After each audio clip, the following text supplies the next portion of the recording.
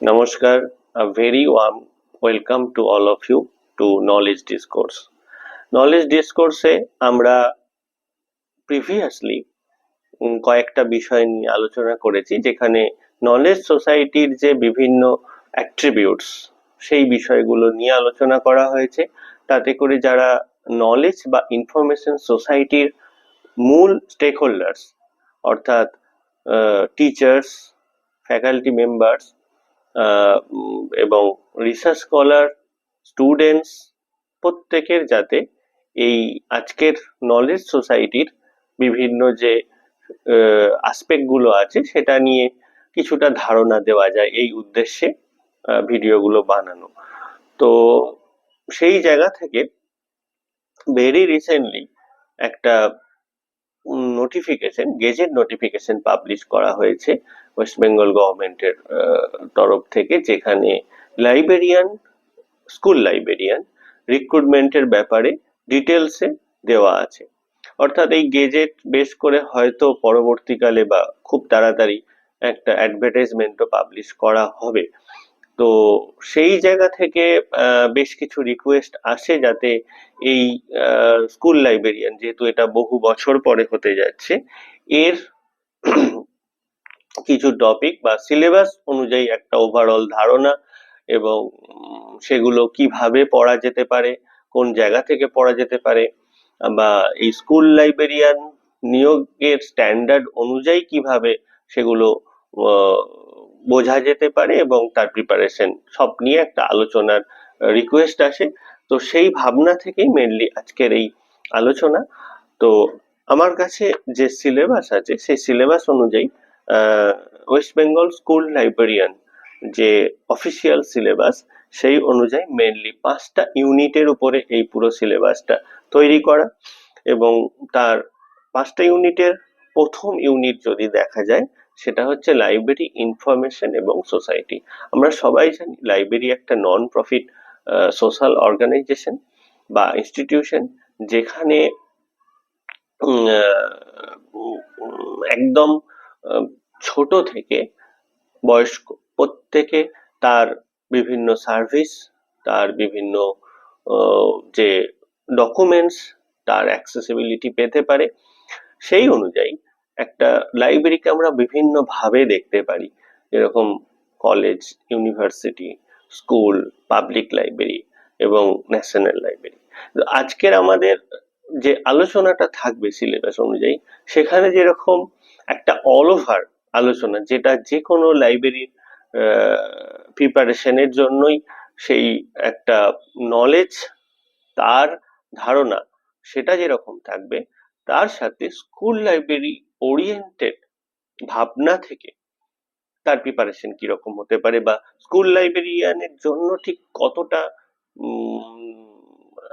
ধারণা দরকার ওই পার্টিকুলার টপিকের উপরে, সেটা নিয়েও আলোচনা থাকবে।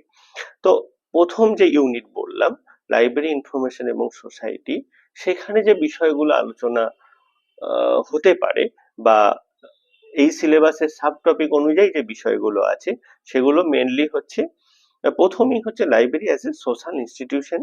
সেখান থেকে library movement, role of libraries, formal এবং ইনফর্মাল এডুকেশন, এবং বিভিন্ন ধরনের লাইব্রেরি, ন্যাশনাল, একটু আগেই যেগুলো বলেছি, পাবলিক, একাডেমিক, স্পেশাল, এবং লজ অফ লাইব্রেরি সায়েন্স, এই বিষয়গুলো নিয়ে একটা ওভারঅল আলোচনা। অর্থাৎ একটা লাইব্রেরির একদম প্রথম দিন থেকে, অর্থাৎ একদম শুরুর দিক থেকে, আর আজকের যে লাইব্রেরি, তার যে মুভমেন্ট, সেটা নিয়ে আলোচনা। এবং সেটা সোসাইটাল চেঞ্জের সাথে সাথে কিভাবে তার রোল প্লে করে আসছে, এবং সেটা যে প্যারাডাইম একটা শিফটের মধ্যে দিয়ে যাচ্ছে। কারণ আমরা জানি আমাদের যেরকম লাইফস্টাইল চেঞ্জ হচ্ছে, আমাদের ঠিক একই রকম ভাবে একাডেমিক ডোমেনও চেঞ্জ হচ্ছে, আমাদের সোশ্যাল লাইফও চেঞ্জ হচ্ছে। তো সেই অনুযায়ী আর 5টা সোশ্যাল ইনস্টিটিউশন, তার যেরকম সার্ভিস বদলাচ্ছে, তো অ্যাকর্ডিংলি লাইব্রেরির সার্ভিসও বদলাচ্ছে। তো এবং সেম ভাবে লাইব্রেরির সার্ভিস, লাইব্রেরির ডকুমেন্টস, তার ফর্মস, ফরম্যাট, এই সমস্ত কিছু বদলাচ্ছে। কাজেই আমরা জানি যে যে কোনো কিছু বিষয় জানতে গেলে তার হিস্ট্রি জানাটা খুব ইম্পর্টেন্ট। তো আমাদের ফার্স্ট ইউনিটে এই বিষয়গুলো আলোচনা হবে। এর সঙ্গে আমরা দেখছি যে আরেকটা বিষয় খুব উঠে আসছে, সেটা হচ্ছে ইন্টেলেকচুয়াল প্রপার্টি রাইটস। আমরা যদি দেখি ইন্টারনেট যবে থেকে অ্যাক্সেসিবিলিটি খুব ইজি হয়েছে, তার সঙ্গে সঙ্গে কপিরাইট অর্থাৎ কপি এবং পেস্টের বিষয়টাও ভীষণভাবে প্র্যাকটিসে এসেছে, এবং তার বিভিন্ন রুলস রেগুলেশন সেটা নিয়ে অলরেডি আমাদের একটা ভিডিও দেওয়া আছে, সেখান থেকে ধারণা পাওয়া যেতে পারে। এবং সর্বোপরি বিভিন্ন প্রফেশনাল অ্যাসোসিয়েশন, কারণ যে কোনো অর্গানাইজেশন তার যে বিভিন্ন ন্যাশনাল ইন্টারন্যাশনাল অ্যাসোসিয়েশন, সেগুলো নিয়েও এই ইউনিট ওয়ানে বলে দেওয়া আছে। ইউনিট টু তে কি আছে, সেটা হচ্ছে লাইব্রেরি ম্যানেজমেন্ট। আমরা জানি একটা লাইব্রেরি চালাতে গেলে তার একটা অল ওভার ম্যানেজমেন্ট আছে, কারণ স্কুল লাইব্রেরি আমরা জানি বহুদিন তার সেইভাবে মেনটেনেন্স হয়তো হয়নি, কারণ লাইব্রেরিয়ান নিয়োগ বহুদিন বন্ধ আছে। তো সেখানে হয়তো একটা রুম ফুল অফ বুকস এই অবস্থাতে পড়ে আছে। এবারে যে বা যিনি নতুন লাইব্রেরিয়ান হিসেবে জয়েন করবেন, তার প্রথম কাজ হবে তার একটা প্রপার প্ল্যানিং। সেখানে তার নতুন বই কেনা থেকে নতুন বই অর্গানাইজ করা, সেখান থেকে সেটাকে সুদৃশ্য করে তোলা, এবং যাতে অ্যাট এ গ্ল্যান্স দেখে তার প্রত্যেকটা রিসোর্স সম্পর্কে জানা যায়, এবং তার ডকুমেন্টস যাতে ইউজারের হাতে তুলে দেওয়া যায়, সেটার যে অল ওভার ম্যানেজমেন্ট, তার ডিটেলসই হচ্ছে ইউনিট টু। এবং তার সঙ্গে চলে আসবে অবভিয়াসলি যে একটা এত বড় অর্গানাইজেশন চালাতে গেলে যেরকম বাজেট দরকার হয়, সেই বাজেট রিলেটেড নলেজ এবং বাজেটারি কন্ট্রোল, যাতে প্রপার জায়গায় যে বাজেট বা যে ফান্ড অ্যালোকেট হচ্ছে সেটা যাতে ইউজার নিড ফুলফিল করে। অর্থাৎ আমরা এমন কিছু ডকুমেন্টস কিনে ফেলবো না যেটা বছরের পর বছর কাজে লাগছে না। কাজে এই জুডিশিয়াস ডিসিশনটা খুব ইম্পর্টেন্ট, এবং তার ধারণা আমরা ইউনিট টু ম্যানেজমেন্ট এর মাধ্যমে পেতে পারি। থার্ডলি হচ্ছে knowledge organisation and information processing. অর্থাৎ আমরা আগের স্টেপে যেটা বলেছি যে কালেকশন ডেভেলপমেন্ট থেকে ইউজারের হাতে বই তুলে দেওয়া, এর মাঝে যেটা আছে সেটা হচ্ছে লাইব্রেরির কোর টেকনিক্যাল ওয়ার্ক। অর্থাৎ বড় বড় যে সমস্ত ইনস্টিটিউশন আছে, সেখানে এই পারপাসে একটা আলাদা ডিপার্টমেন্টই থাকে বা সেকশন থাকে, সেটা হচ্ছে টেকনিক্যাল প্রসেসিং সেকশন। এবং যেটা লাইব্রেরি প্রফেশনাল যারা আছে তাদের কোর টেকনিক্যাল ওয়ার্ক, অর্থাৎ সেখানে কি থাকে, লাইব্রেরি ক্যাটালগিং এবং লাইব্রেরি ক্লাসিফিকেশন। লাইব্রেরি ক্যাটালগিং খুব সাধারণ ধারণা, আমরা যেরকম বিভিন্ন রেস্টুরেন্ট বা হোটেলসে গিয়ে আমরা তাদের একটা ক্যাটালগ দেখতে পাই, সেখান থেকে আমরা জানতে পারি সেখানে কি কি সার্ভিস অ্যাভেলেবেল আছে। একই রকম ভাবে লাইব্রেরি ক্যাটালগ একটা লাইব্রেরির কি কি ইনফরমেশন, কি কি ডকুমেন্টস আছে তাদের ডিটেলস সম্পর্কে জানতে পারি, এবং সেখানে কি কি ইনফরমেশন দেওয়া দরকার সেই ধারণাটা আমরা লাইব্রেরি ক্যাটালগ যে বিষয় তার মধ্যে পাবো।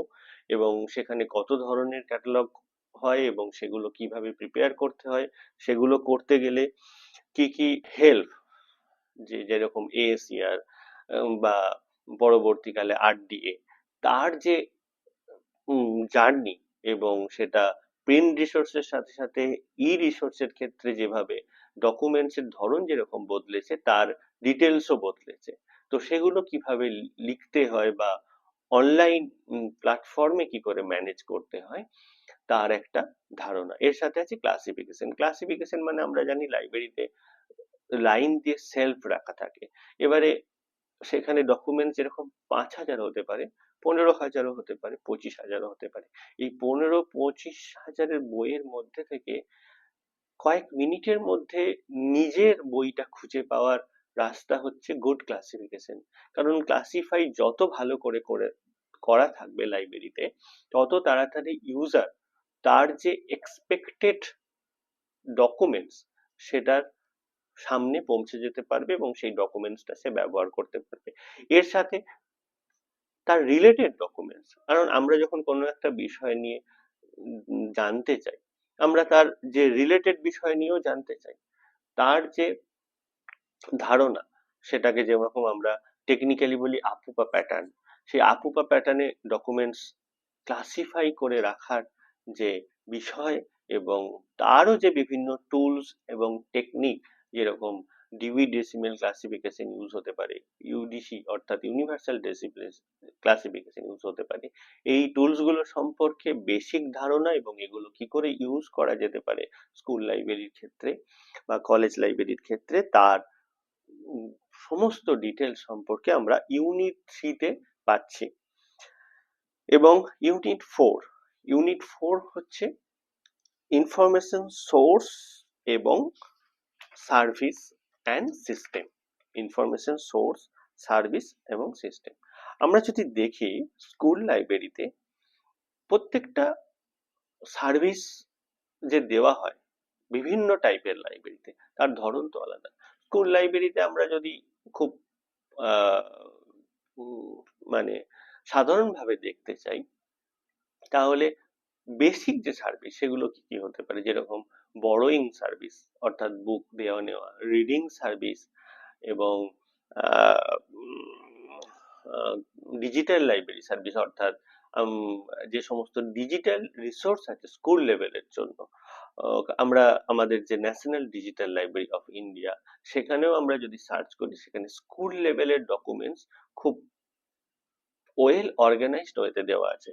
অর্থাৎ একজন স্টুডেন্ট, সে যদি ক্লাস 8, 9 বা 11, 12-এ পড়ে, তার যে এক্সপেক্টেড ডকুমেন্ট সেটা কখনোই একজন কলেজ বা ইউনিভার্সিটি লেভেলের স্টুডেন্টের সমান হবে না। অর্থাৎ আমরা যখন গুগলে সার্চ করি, তখন আমরা কিন্তু জেনারেল ডকুমেন্টস পাই। অর্থাৎ একটা স্কুল স্টুডেন্টের জন্য যে ডকুমেন্টস দেওয়া হয়, একটা কলেজ বা ইউনিভার্সিটি স্টুডেন্টের জন্য একই ডকুমেন্টস দেওয়া হয়। কিন্তু সেটা লাইব্রেরির ক্ষেত্রে বা ডিজিটাল লাইব্রেরির ক্ষেত্রে সেটা অনেক স্পেসিফিক হয়।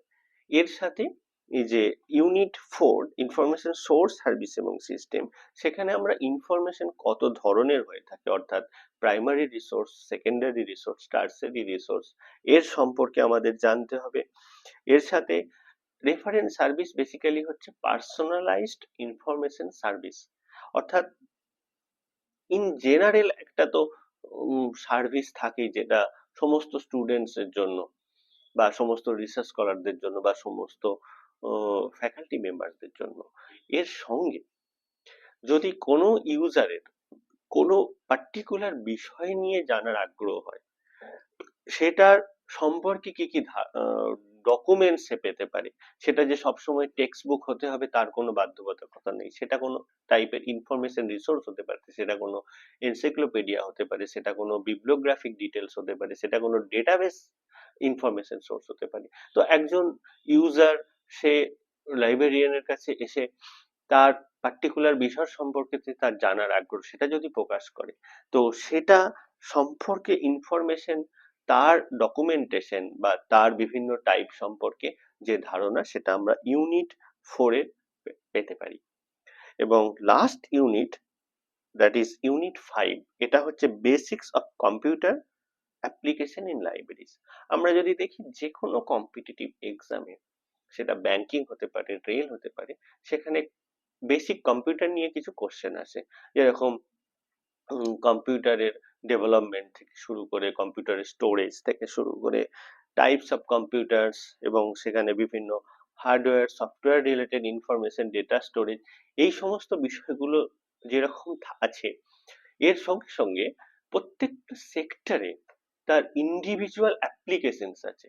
এরকম লাইব্রেরি সেক্টরে আমরা যদি দেখি যে আগেকার দিনে মানে কনভেনশনাল যে লাইব্রেরি, তার সঙ্গে আজকের অটোমেটেড লাইব্রেরি, তো লাইব্রেরি প্রিন্ট থেকে অটোমেটেড করার জন্য, অর্থাৎ আজকে আমরা বাড়িতে বসেই জানতে পারি যে কোনো একটা পার্টিকুলার লাইব্রেরিতে কি কি বই আছে, তো সেটা জানার জন্য আমাদের লাইব্রেরিতে যেতে হবে না। অর্থাৎ আমরা একসঙ্গে দুটো তিনটে ইনস্টিটিউশনের বই বা ডকুমেন্ট সম্পর্কে আমরা বাড়িতে বসে সার্চ করে নিতে পারি ওয়েব ও প্যাকের মাধ্যমে। অর্থাৎ আগে যে ফিজিক্যাল ক্যাটালগ, যেটা লাইব্রেরিতে গিয়ে অ্যাক্সেস করতে হতো, সেটা আজকের দিনে আমরা একটা ক্লিকেই জানতে পারছি যে এক্স লাইব্রেরিতে এই বই আছে, ওয়াই লাইব্রেরিতে এই বই আছে। তাতে করে আমি লাইব্রেরি এক্স এ যাবো না লাইব্রেরি ওয়াই এ যাবো, এই ডিসিশনটা আমরা বাড়িতে বসে নিতে পারি। অর্থাৎ আমাদের কাছে সেটা যেরকম সময় বাঁচায়, ঠিক সেরকম ইনফরমেশন অ্যাক্সেসিবিলিটিটা অনেক বেশি ইজি হয়। তো একটা লাইব্রেরিকে অটোমেটেড করতে গেলে বা একটা ডিজিটাল লাইব্রেরি সার্ভিস প্রোভাইড করতে গেলে তার যে বিভিন্ন সফটওয়্যার, তার সফটওয়্যারের মেনটেনেন্স, সফটওয়্যার সম্পর্কে আপডেটেডনেস, এবং কোন সফটওয়্যার ভালো, সেটা ফ্রি সফটওয়্যার হতে পারে, প্রোপ্রাইটারি সফটওয়্যার হতে পারে, এবং কোনটা ইউজার ফ্রেন্ডলি।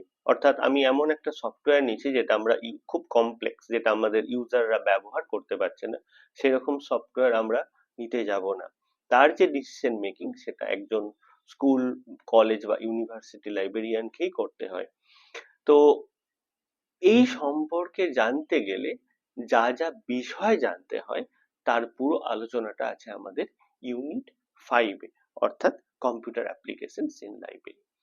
তো এটা তো গেল একটা all over unit wise discussion, অর্থাৎ প্রত্যেক ইউনিট, আমরা জানি লাইব্রেরি সায়েন্স একটা প্রফেশনাল কোর্স, এবং একটা প্রফেশনাল কোর্স মিনস হচ্ছে একটা প্রফেশনাল পার্সোনেল তৈরি করা।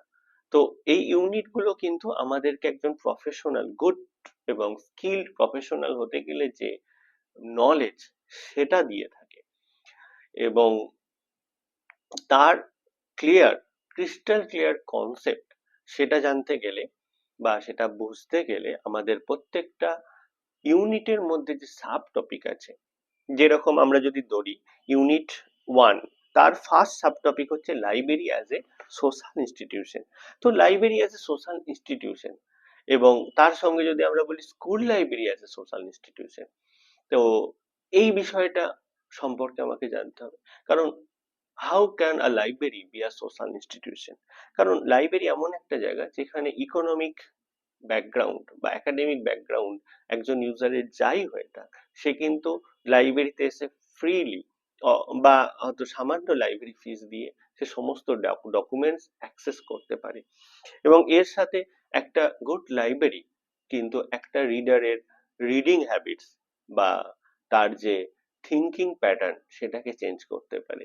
এর সাথে বিভিন্ন লাইব্রেরির বিভিন্ন যে কালচারাল যে অ্যারেঞ্জমেন্ট, এবং সেখানে হতে পারে স্টোরি টেলিং, হতে পারে পোয়েট্রি কম্পিটিশন, হতে পারে এবং সেখানে বিভিন্ন ডিসকাশন বা ডিবেট হতে পারে।